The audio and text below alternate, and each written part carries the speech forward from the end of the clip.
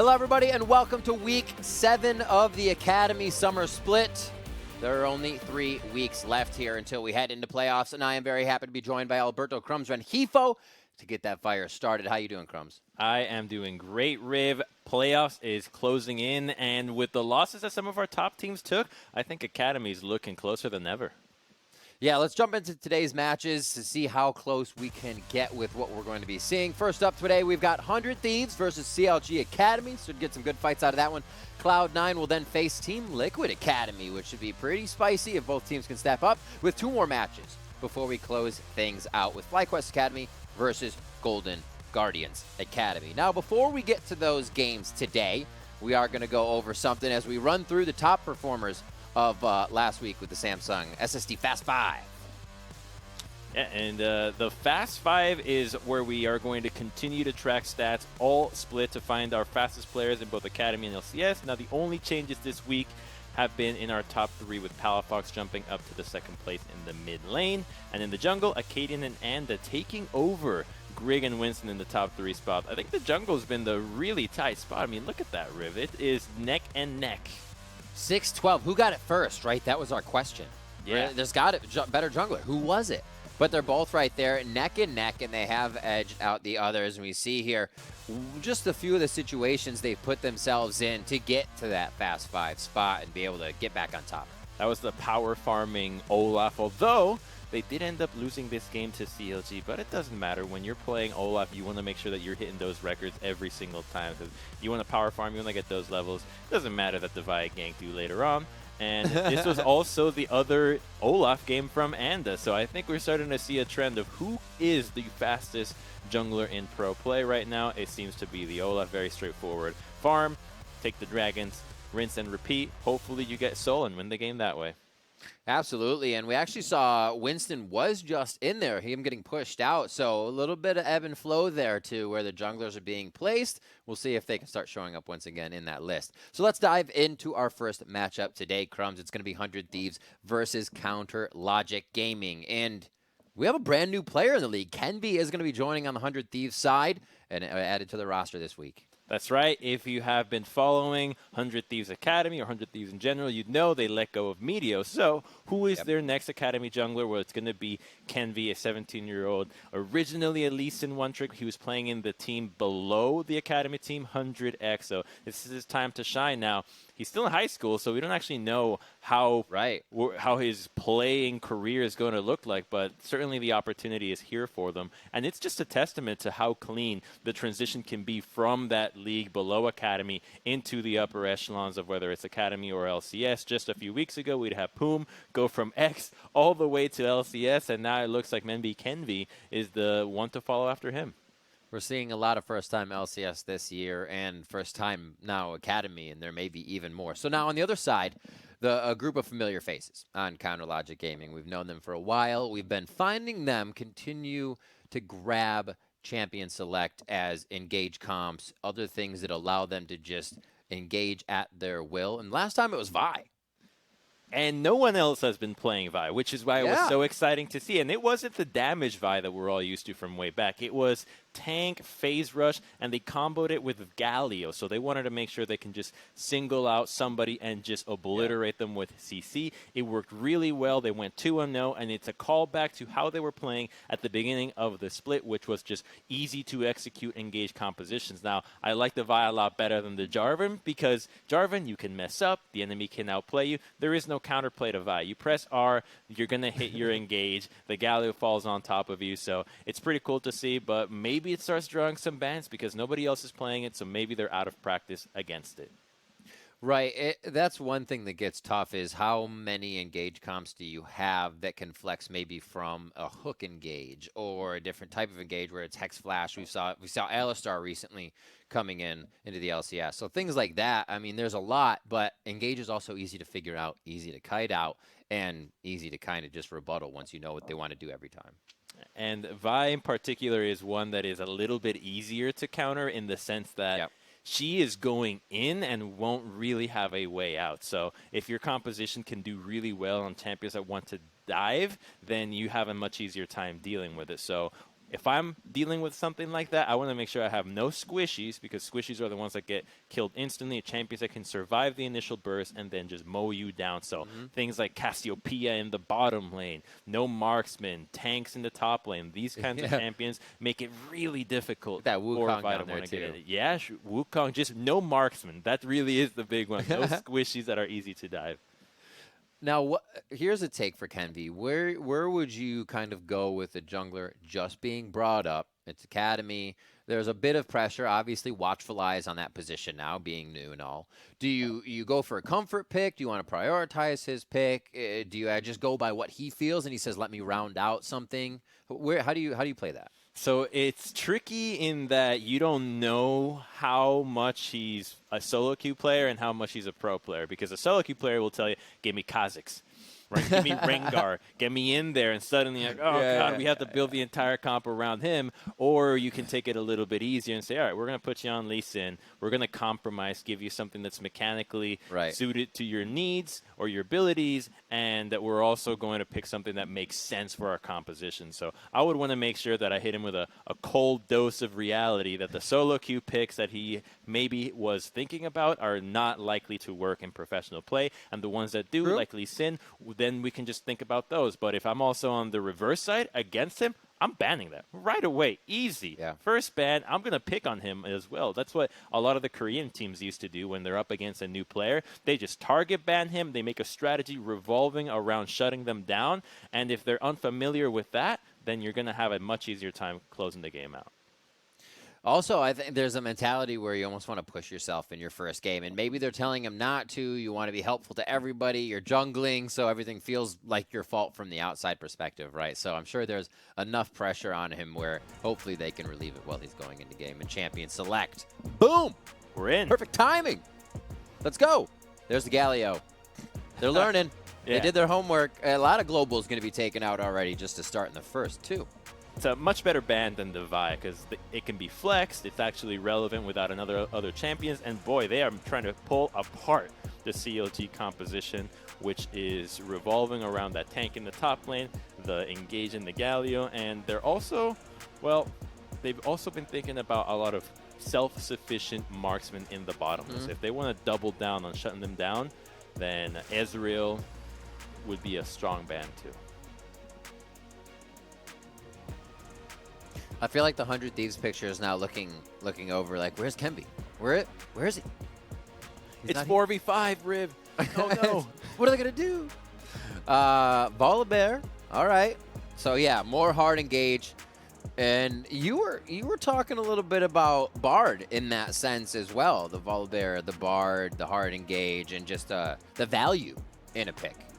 Bard, huge, being able to stop the Herald play. He can play both weak side, strong side, good rotations. The ultimate is one of the strongest ultimates in the game by far. Stopping objective plays. Like, he's just such an amazing champion right now that teams that are not playing him or cannot play him are going to be at a really big disadvantage. And speaking of disadvantages, Ezreal already getting locked in. I hate to put it this way, Riv, but every team last week was playing Ezreal. It was a first pick or must ban champion because of how obnoxious his itemization is, how safe he can be, and how difficult it is to engage against him. I think over the years, safety is one of the biggest things that I've heard as an annoyance to professional players. Especially when it was like Nidalee mid-meta and poke meta and things. And like, he plays so safe. It's the most annoying thing. You can't do anything to him in lane. And it continues with picks like Ezreal. So I'm sure CLG will want to find a way to get onto that pick right away. Azir locked in. They get a little bit more ways to poke around objectives here and control a fight before it starts. And what will be that final pick for first phase here for 100 Thieves? Probably maybe a jungler. They're looking at a possible jungle or support with this set coming in. And that Graves is going to be that pickup. Wow, okay, so 100 Thieves already locking in all the damage department for the most part. I mean, you might be thinking about a cannon in the top lane, since you can do a bit of a zoning while tanking with an Hourglass if he does it. And on the Jhin pick, well, LPL's been loving Jhin.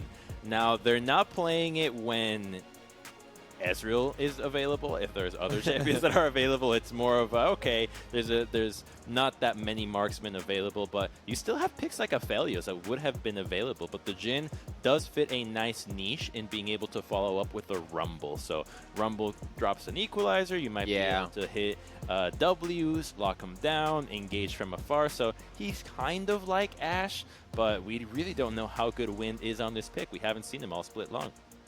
Absolutely. A final phase of bans coming through. I do like that, the Deadly Flourish as well coming through after you can like showstopper somebody back, so you lock him in place immediately. Hit confirmed.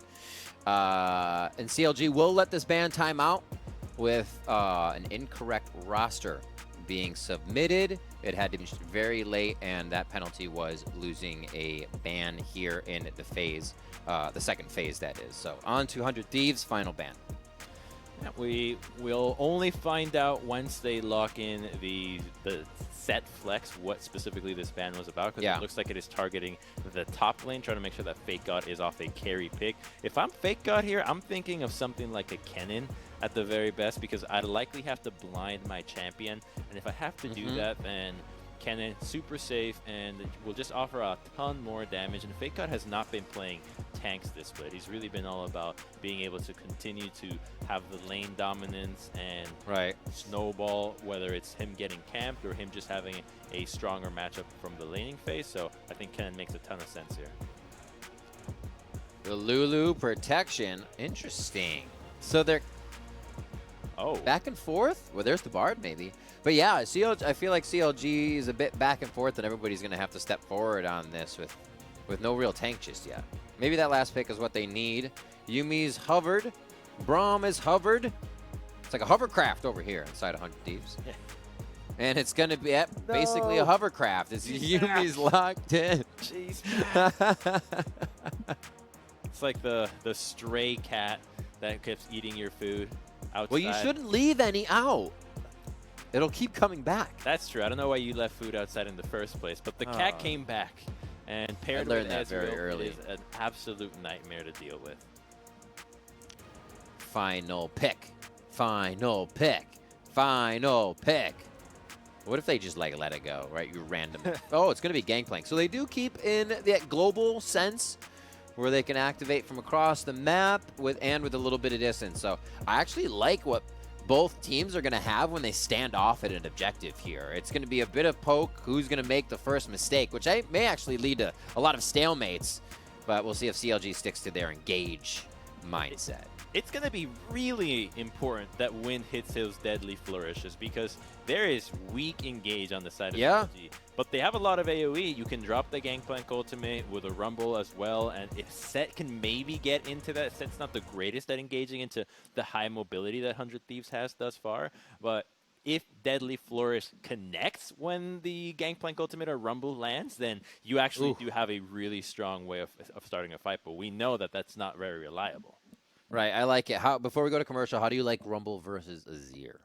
So, depends on the runes that Rumble is taking, so we get to see what Tuesday's thinking about. But I like it because Rumble mid just gets to shove and rotate. Shove, roam. He's all about those early dragon fights as well. And if you can pair him up with a Set early on, you can just destroy the 2v2s. But you have to be a good Rumble player. And we've seen that not every mid laner knows how to play that champion. He's trickier than you'd think. It's keeping that heat gauge up and everything to maximize your damage. Are we seeing the same build path while Rumble's in mid there?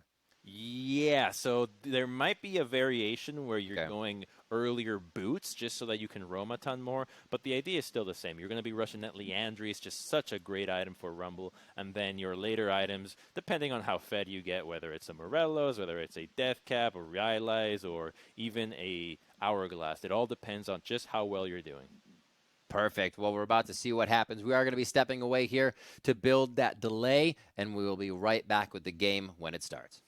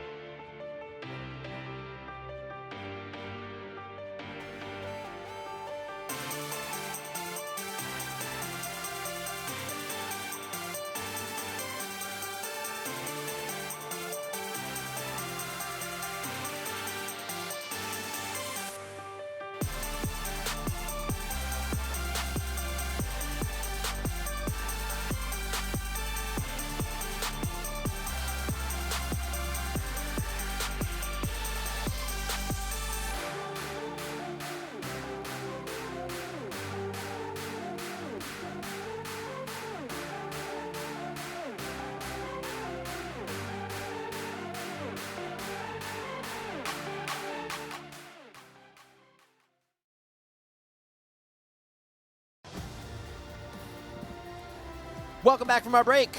We are back. You are back. Crumbs is back. And we have your back. And it's time for game one. We are excited to be here. I cannot believe it's week 7. And teams are now vying for those final spots in playoffs. It's just pushing each other around here. And literally, it's kind of that final stretch. It's pulling out the last stops, all the strats you've been using, that and the ones maybe not saved for the best of 5s. But will you make it there is the question, Crumbs. It is the final stretch for many players, but it is also the first step for one of them. So I'm really stoked about that one with Kenvi coming in. So, yeah, we know what a lot of these guys have, but who knows how good this guy is. This seems to be the split of NA talent rising up and finally showing that the Academy players can be just as good as the LCS players. We haven't seen this guy play in the Academy before. Maybe he gets a chance to play in the LCS in a few weeks. Who knows? At this point, anything is possible this year. So let's make sure that Kenvi has a solid start, and we'll see how promising his career can be. Absolutely. And I think, it's easy to judge somebody off one game.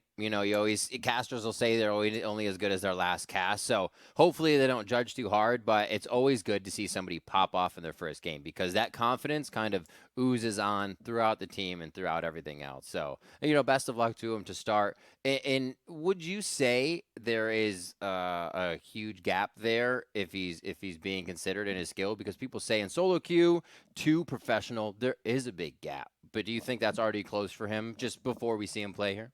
It doesn't seem likely. The biggest gap isn't in mechanics, but in communication. So okay. If he somehow knows how to communicate and the information that that's a great point needs from the get-go, then this guy is just ready to go already. So that completely depends on how much he has been paying attention to how teams communicate, which the only chance you really get to see that is through those mic checks, or if you've been watching the scrims of the other teams. Specifically, he probably was able to watch maybe scrims from the main roster or the academy team. So if he can nail that down from the start, then you have a very promising jungler, because jungle is the one role you cannot get away with without speaking. That's true. And there's all sorts of comms, right? You can't come in with the panic comms. You just slow comms, they have to be readable. You don't want to just flood the airwaves. So he does have a bit ahead of him here, first game on Graves. So he does have a bit of priority to put damage down to get in the face of his opponent. We'll see if he kind of tracks Fracas around the Rift. We're off and running. A bit of early game back and forth as we see Wind did take a hit from a prowling projectile, but he'll be good in lane as he fleets back up in health to start things off. Conqueror as everything we're expecting to see around the map in runes to start off. I want to see if Kenvi can make use of the Ignite around the map, because so many times we've seen the Graves take the Ignite and they're not as aggressive as you think they would be. And so many times you'd wish, if you had just taken the Flash, you might have been able to be more effective and would have had more confidence to go into the river or into the enemy jungle to counter jungle. So if he can show up from the start, I don't care about how these other Graves are doing. I know what I need to do. And treats Fragus's set like a solo queue set and just completely disrespects invades, then I'm going to be really excited, because that's the kind of fearlessness that we saw from Poom in the first few games in the LCS, where so many players are already scarred from the moves that they're making that they know are going to be countered, but he just didn't care. He went for it. It looked good. If Kenvi can do the same, then it's going to be all about how to make those plays better instead of how to tame that aggression, because you don't want to get tamed.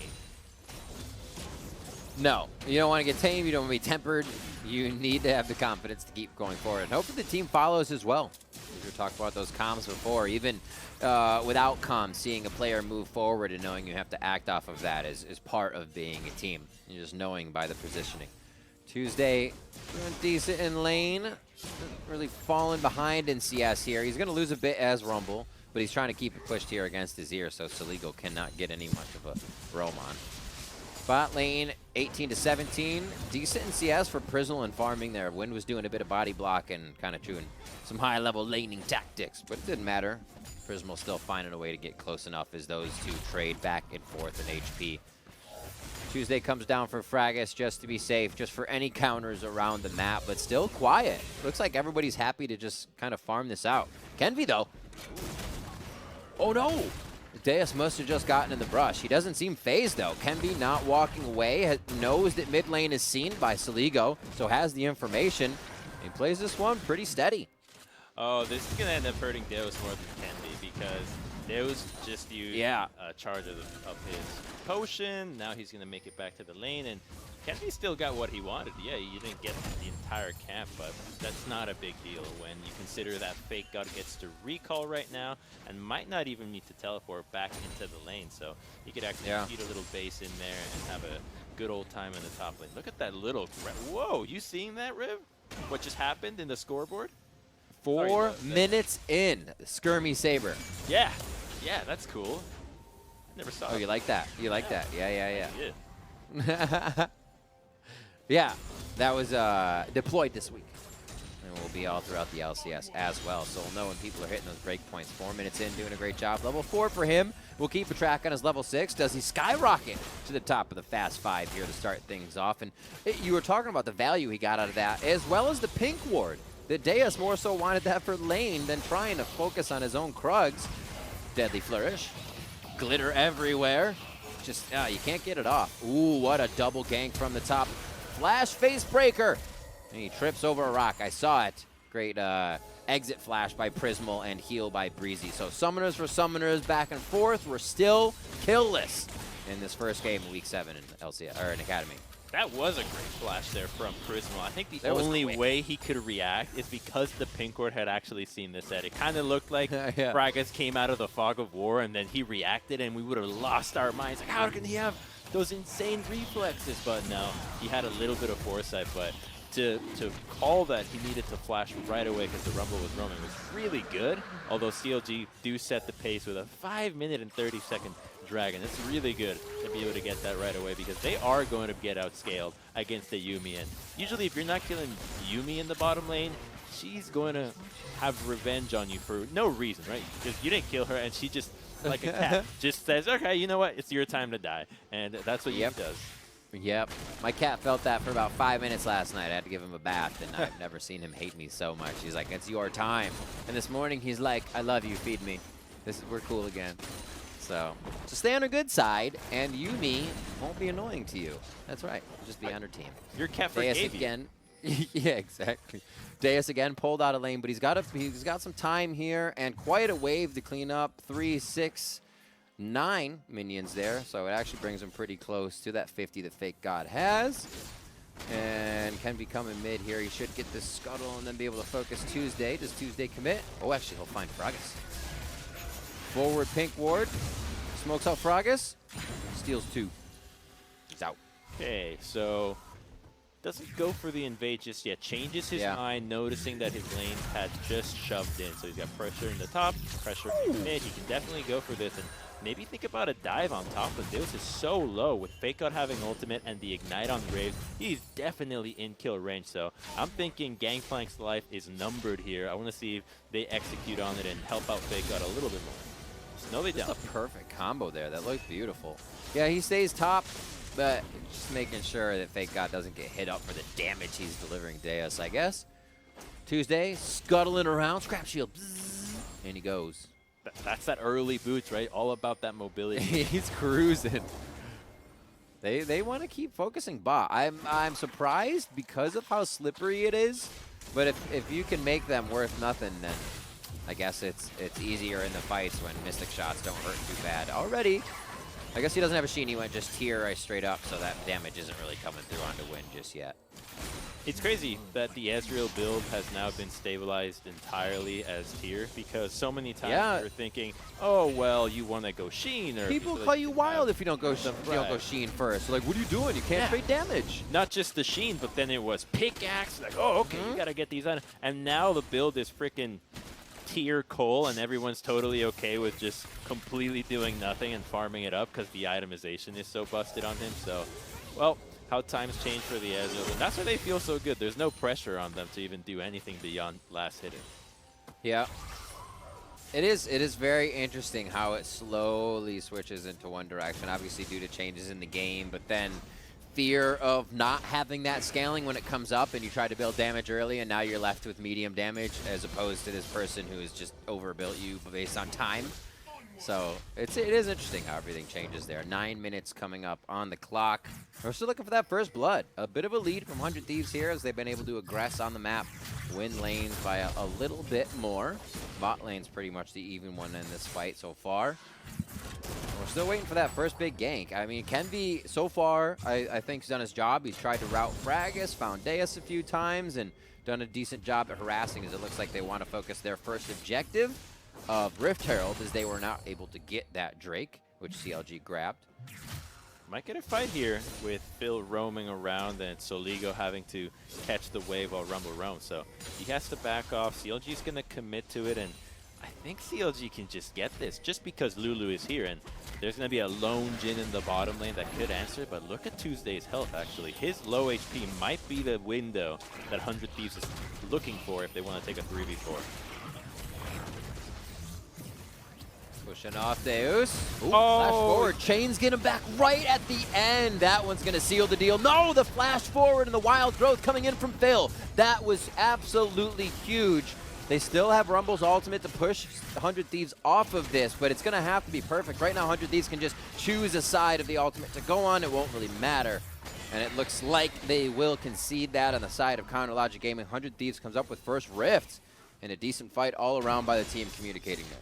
You hate to see it if you're CLG. You had a 4v3 and still lost the Herald fight. Now, completed the Skirmisher Saber Warrior edition as it showed up in the scoreboard there. But losing that Herald is actually pretty nasty because now 100 Thieves can use that to pressure, say, mid lane and buy themselves some more time to stall out this dragon. And if they can secure a dragon to stop the CLG train, they're going to be off to the races in scaling and just being unstoppable when Yuumi hits that threshold outside of laning phase. I mean, Yuumi outside of laning phase, that's really the big problem. In lane, yes, she's obnoxious, but she only has one target to be on. When it gets to 5v5s and she can just move around, she becomes unkillable and hitting you from all angles.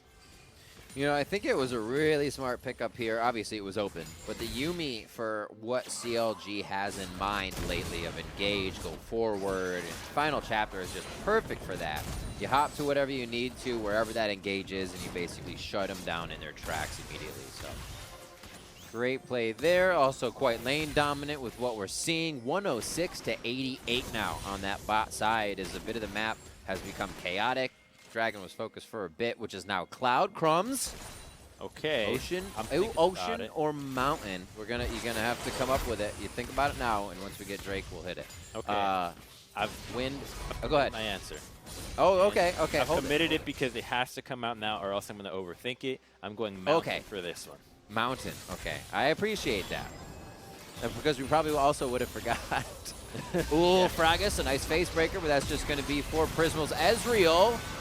The curtain call comes down. There's the damage. Oh, he dodges the one, but the big shot comes in, and Breezy's going to take that real quick as he hops off and back onto Prismal. Now they have weathered the storm of Counter Logic Gaming's first and second ultimate. That's the curtain call and the wild growth, but that is a huge curtain, or not curtain call, sorry, equalizer that throws down that red carpet is what I wanted to say. And now they may have to just trade that Drake over. Here comes the next one. It's Ocean Crumbs. Oh, it's okay. We all fall sometimes. And it's going to take over the map. 100 Thieves is not going to take over that Drake, but they may have a bit of positioning on mid here. Rift Herald has been used. I don't think they're going to get it down to double plate, but they will be able to get it down to 2 plates itself. By double plate, I meant it's already down at 2 plates. Rift Herald will destroy the turret altogether. Oh, Kenvi! Uh-oh. Getting a little greedy. Dodges, wait, the plays, and he gets himself out. Not even close. Were we scared? Maybe a little. A little bit scared. I was a little fearful for him. Luckily, phase rush is kind of broken, so he was able to get out of that one. And the thing that we were going about in Champion Select, where you have to combo set with Deadly Flourish so perfectly, happened right here. He barely missed it. Right? Barely missed timing how long Ezreal gets to stay on the ground. So this looked like a great disengage from 100 Thieves, but then it actually lands when Tuesday follows it up, right? Rumble into getting locked down in the pineapples. He just gets cooked up like a Hawaiian barbecue. Oh my word. 2 for 1 with a cat on Ezreal. I think they needed a map down there. You know, maybe just a map to find out where they were going. 2 quick kills onto Prismal now, and now Breezy falls. 100 Thieves. The bot lane was basically what was equal here, right? They even got ahead in CS with what was happening down there. So, great job by CLG to still be able to attack. I constantly questioned why they went after the slippery lane. They must have the sticky hands. Able to just lock down on Ezreal and Yuumi. Not something you always see unless you can get behind the turret and make it happen that way. Fracas really working well. Like we said, on these just go forward engages. He wants to be in the ring. It was Vi last time. It's Set this time. Put the gloves on this man, and he is in there for your team. Set definitely has the sticky hands, and I love that you bring up Vi, because Set is kind of the same deal. You have an AoE stun with your Q or E, whichever you're thinking about, and then the ultimate is just point and click. So knowing that Prismo and Breezy don't have sums, they get flanked by Tuesday. And how many times have we seen Tuesday go from mid lane into this side of the jungle against this bottom lane, and it finally pays off? I mean, he has been looking for this play nonstop. Absolutely. It's even his back. You know, he's stopping behind the bramble pit and backing, just in case. So it's constant. It's good to see that. 15 minutes on the clock. Item completed here. Black Cleaver for Fake God. Tuesday getting pushed up towards his jungler, and maybe trying to bait in a fight here, but he's got quite a few minions to clear, so there's the commitment on the fight there. Kenby comes up to try and take the turret. This is definitely a fight. Sundisk is up. What a turnaround there. I don't think they expected the passive of Azir. And it's always there. Expect the unexpected. Kenby never stopping, still going.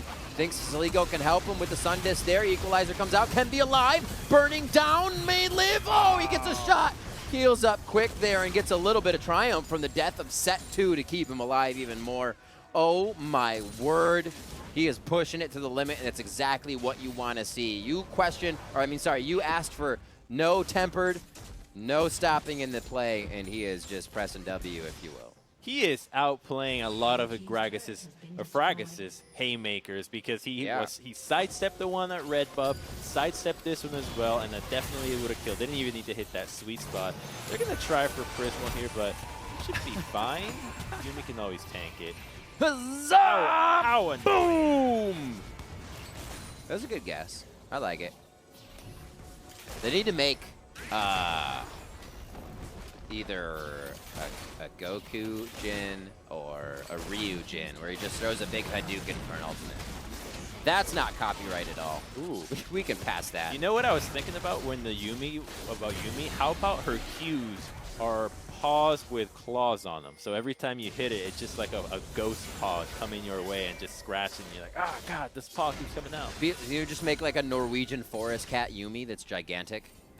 And make her huge, and then gets it, disappears, hopping onto someone. It's like Rengar hanging on your back. I like it. We should. Is anybody watching from Skins? Please, we should chip this.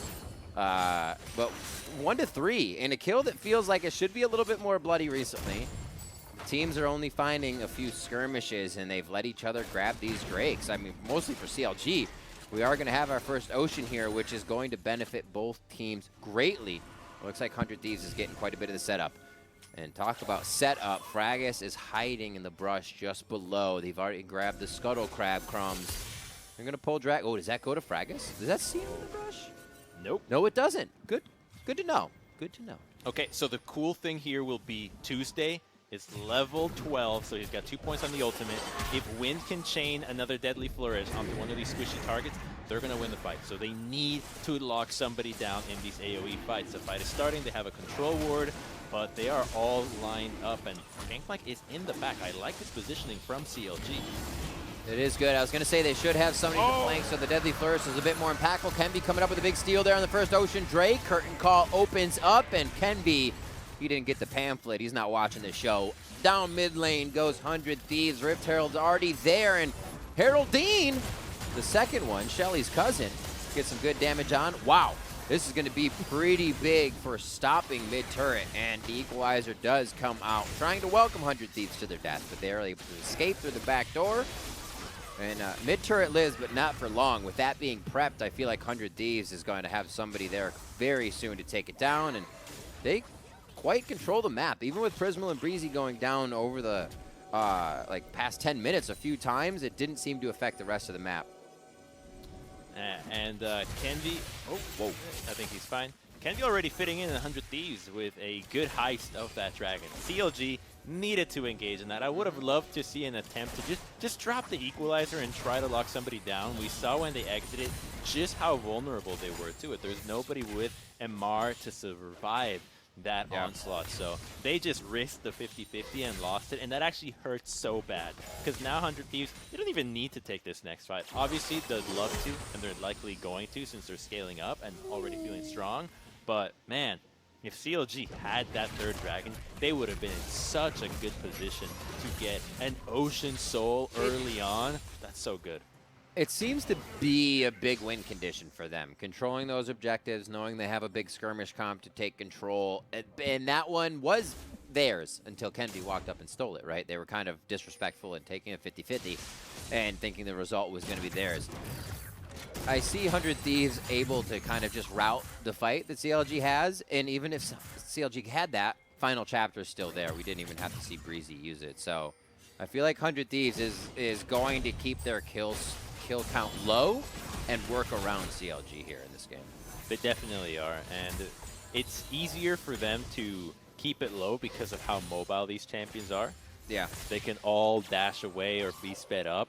And what's interesting about CLG's comp is that normally you think this mobility is a problem, but if you see how they play out, they don't actually need to commit to a lot of these fights. They commit big spells, but they don't need to ever put themselves out of position. The Rumble and Jhin can engage very freely, Gangplank can follow up, Lulu's always doing her job, just shielding and putting their ardent sensor on the Jhin. So that reason alone is why I think they should have gone for that fight, because you're not actually putting yourself at a disadvantage. If they survive that, they can go and continue to fight, and if Deo survives that, he's definitely living up to his name. Oh, big fight on the bot. Deos survives that one. No, not so much. He needed a lot of help on that one. 4 on the bot side of the map. No one's blaming him for that, but 100 Thieves definitely just wanted something there. It had been a while. It had been too quiet, and they take bot turret. Remember, mid turret, is it still standing? It went down. No, it's still standing. Yeah. So it's about to go down. Now they have that mid all the way across for second tier, and they can start working a lot deeper in the jungle. And Kenvi has already been living in the jungle quite a bit, as we see a lot of breakpoints coming into the inventories right now. The Infinity Edge for Jhin definitely turn the fight around if that's a force shot on a squishy target. So a possibility there, but it's not a big window of opportunity, Crumbs. They have to really thread in what they have here. And a lot of what CLG has done has been kind of in reaction, right? The equalizers have been to chase 100 Thieves away. And that's what we like to see it when teams are in the back foot reacting a little bit more, but CLG, I think, needs to still be more proactive than this. It's difficult because so many of their best champions did get banned away, so I think they're trying a lot of different things, especially with things like the Rumble in the mid lane, which is such a different way of playing the game. He is falling behind it a little bit, but the item spikes are huge. He has to be the carry right now because armor is already coming out from 3 members of 100 Thieves. You've got the Gauntlet already completed from Prismal. I mean, that is alone a huge item for stopping the damage that Wind can deal to the Ezreal. So a lot of it comes down to Tuesday. If he overheats in a fight, that's when disaster strikes, but 30 seconds for the Dragon play. CLG needs to control this river. They're going to give up their tier 2, and maybe even a Baron Riv. If 100 Thieves wins a fight here, they could definitely go into Baron or push for an inhibitor. I think CLG had to give that one up just in the positioning of the movement. 100 Thieves barreling down mid, controlling the pace of this game. Fake God with the death stance. Feels like he can put himself up front. Nice showstopper coming in. Here comes the curtain call. Will it be the damage they're looking for? The wombo combo finally from Counter Logic Gaming. And Deos is going to be the one running around trying to cause chaos as Wind fires in the shots over the shoulders of his teammates. Oh, 1 for 1 after everything is done. We're back to the objective, Crumbs. All the junglers are dead, so the 1-for-1 means that the Baron can, or the Dragon can still be smoked. Lulu, gets it! You gotta be kidding me! Prismal looking down the sights with a Mystic shot. That's gonna be a big Shurima shuffle coming in from CLGA, and they're gonna be cleaned up on the side of Counter Logic Gaming as they get swept under the JV Jones locker in the river. And 100 Thieves are gonna be barreling to Baron, and then down mid lane if they have time. Oh, that feels so bad for CLG. They engage. It was kind of wonky, but they still felt like they had the inside track onto the Dragon, and Prismal shows up at the very end. At the very least, somebody needed to block it, but I think the fight had already been decided. 100 Thieves is going to get it. Fragga says one last chance here, but they're not going to get it. Oh my word, the sidestep. Oh, just a few more. He activates the Q to get a bit of movement speed there along with his phase. And now they're going to be fighting toe-to-toe for this Bramble. Baron's easily taken by 100 Thieves here. They got multiple heists going on. And that will be a Bramble steal as Prismal and the team Kenvi walks away with his first Baron. So CLG engages on the tankiest of members of 100 Thieves by going onto the Aatrox, the one that is most likely to survive. So let's see how it happens, because they've got a control ward in the right side. They know that 100 Thieves isn't really looking for anything. And Fraggas is the one that says, all right, let's go. Goes in. The Deadly Flourish does not connect, so it doesn't actually find anybody. And it just leaves Fraggas stranded in there. The Rumble, oh my god. Away. You do get Kenvi, but the fact that Azir lives is, I think, a bigger deal. The Graves, it's not as powerful as Azir. TP. And then this disaster. That TP was so good. A ward placed so long ago. Playing the long con and the shuffle from CLGA here. Just sliding in. Once tries to do it again there to get himself on the assist board, but he does not.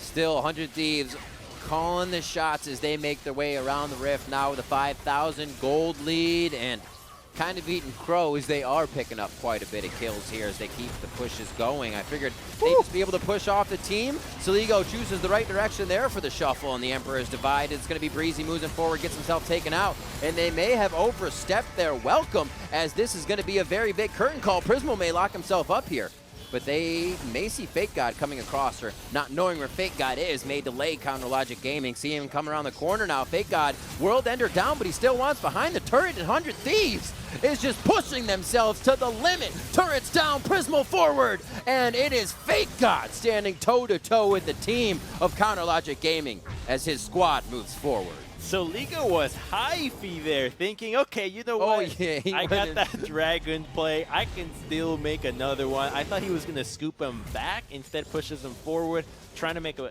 use out of his stopwatch. Looked a little bit unnecessary, not going to lie. I think they could have just gotten the inhibitor off that very first push. But hey, you want to show off, go for it. And that's what happened, because they at least get that turret. But I think the Baron push is pretty done after this. Yep, 30 seconds on that, their Red Bull Baron power play. They did some good work with it. Not really able to damage too many turrets within the base of Counter Logic Gaming, but they only have one on the top side, and one outer tier turret is one of the hardest things to defend since it can be routed by your enemy. Ezreal just getting the True Shot barrage down as Prismal can get that cooldown very quick. Already behind the turret goes Kenvi. The rest of the team is there as the equalizer's drawn out from the Rumble. Tuesday trying to fight in, but he can't even get in there with the scrap shield. He's being pushed out. Curtain call is going to get hit left and right, I should say, of 100 Thieves. Just missing its target, and now they are just suffocating CLG left and right. It's going to be the top turret taking some damage as Kenvi leading the charge with Breezy on his back. They don't have those two major ultimates with the Rumble and the Jhin to follow up on an engage. So I think CLG is just waiting it out here. They're probably not going to be able to get vision on their blue side again. And think of how much different this game would have been if CLG engaged in that third dragon, or at least it didn't even get stolen. That fourth one, where Ezreal got it, could have been a very real early Ocean Soul for CLG. So I think they played this a lot closer than it looks like right now, and they just need to focus more on Dragon. It's so important right now. Tuesday is going to walk away of the chains, but they're still going to lose that dragon. Oh, Prismo gets locked up for a moment, slowed, but he's going to be safe for now, and that's still going to be Fracus going in. He does not stop, and the team won't be able to follow at that distance. Fake got taken quite a bit of damage. Oh, it's a full shuffle coming in from Zaligo. CLG gets wiped off the map. It's over. They got it. Zaligo did it. Speechless. Got the scoop. That was amazing. The bulldozer, if you will, from Zaligo. Absolutely ending this one against Chronologic Gaming for 100 Thieves. And they're going to be inside the base, tearing down the Nexus turret sub 30 minutes. Kenvi, 5-1-4 in his first game. First Baron was his. And the rest of the map is 100 Thieves as they take down Chronologic Gaming's Nexus. Oh, man. Seeing Kenvi show up, I think gave Zaligo an additional sense of like, I gotta be the star right now. I gotta be making plays, because that one at the bottom was like, whoa, I've not seen that out of Zaligo in a long time. And then that one right there, he's feeling quite good on the Azir, looking like a completely revitalized mid laner, which is really exciting to see, because so much of 100 Thieves before was about the jungle, and Kenvi did a fine job. Didn't really get to see too much out of him, but getting that steal does count for a lot.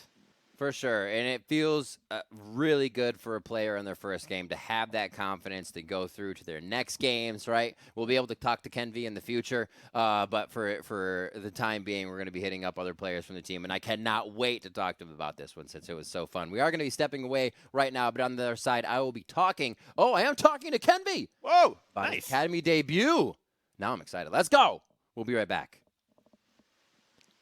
Verizon knows how to build unlimited right. You start with America's most awarded network, the one with unbeatable reliability 13 times in a row. This network is one less thing I have to worry about. Then you give people more plans to mix and match, so you only pay for what you need. Verizon Unlimited plan is so reasonable, they could stay on for the rest of their lives. You include the best in entertainment, and you offer it all starting at $35. Because everyone deserves the best. This is Unlimited built right, only on Verizon.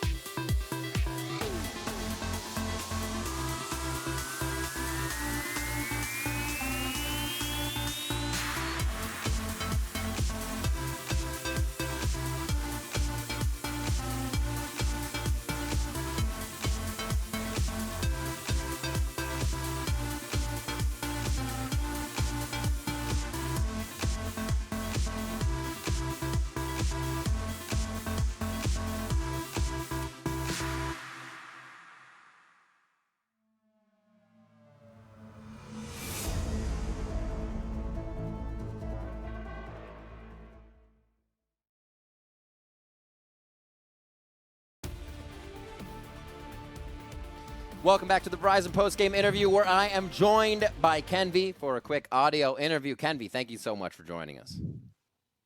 Thank you too.